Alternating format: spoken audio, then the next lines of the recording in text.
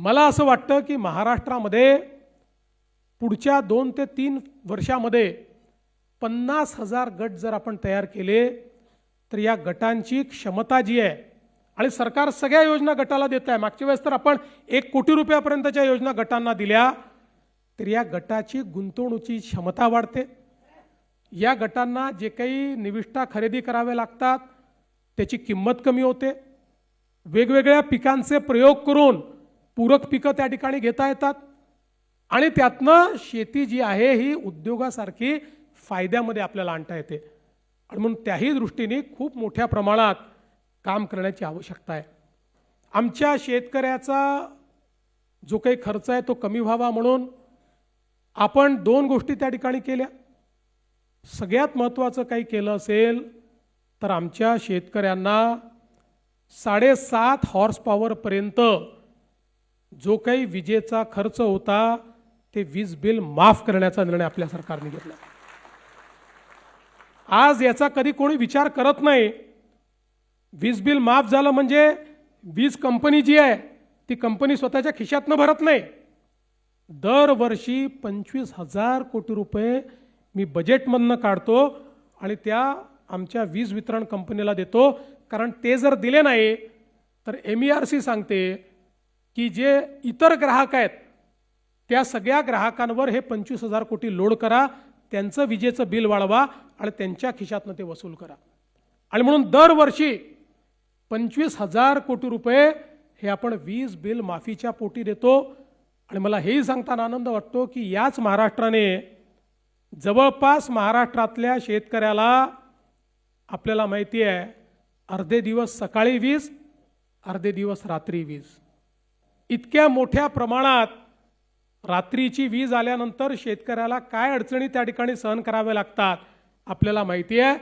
आपण सौर कृषी वाहिनी आणि सौर पंप अशा 2 योजना आणल्या।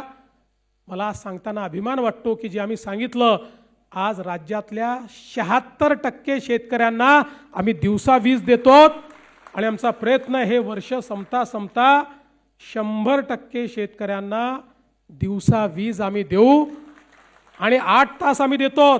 10 तास जायचं नंतर 12 तास जायचं आहे, दिवसा 12 तास आमच्या शेतकऱ्यांना त्या ठिकाणी मोफत वीज देण्याचा निर्णय आम्ही करतो। आणि आता याच्याही पेक्षा एक अजून चांगला निर्णय जो आज मी जाहीर करणार आहे। आपल्याला कल्पना आहे की 7.5 हॉर्स पॉवर पर्यंत आता तुम्हाला बिल येत नाही, पण तुमच्या प्रत्येकाच्या नावाने जुनं बिल आहे,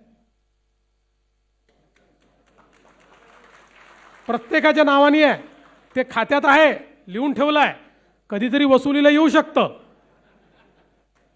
आणि कुठलंही दुसरं कनेक्शन घ्यायचं झालं तर तो लाईनमन चेक करतो तुमच्यावर तर आहे जुनं बिल, मिळत नाही तुम्हाला।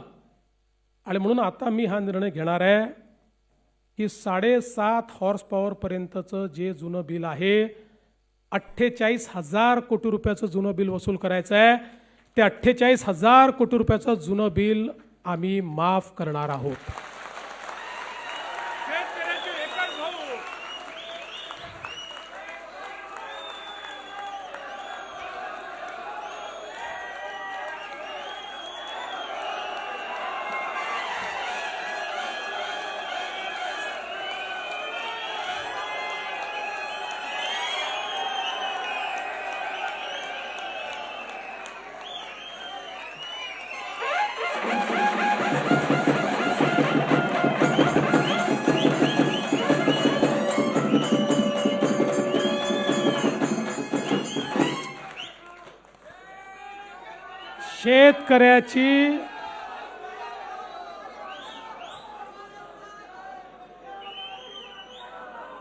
शेतकऱ्याची पाटी ही कोरी झाली पाहिजे आणि त्याला नव्याने त्या पाटीवर इतिहास लिहिता आला पाहिजे, या दृष्टीनं घेतलेला हा निर्णय।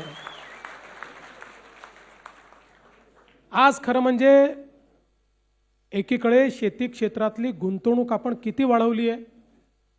माननीय मोदीजींच्या नेतृत्वामध्ये केंद्र सरकार आणि राज्य सरकार मिळून यावर्षी शेती क्षेत्राला विविध योजनांच्या माध्यमातून कुटे साहेब आपण जो पैसा देतोय तो 95,000 कोटी रुपये आहे.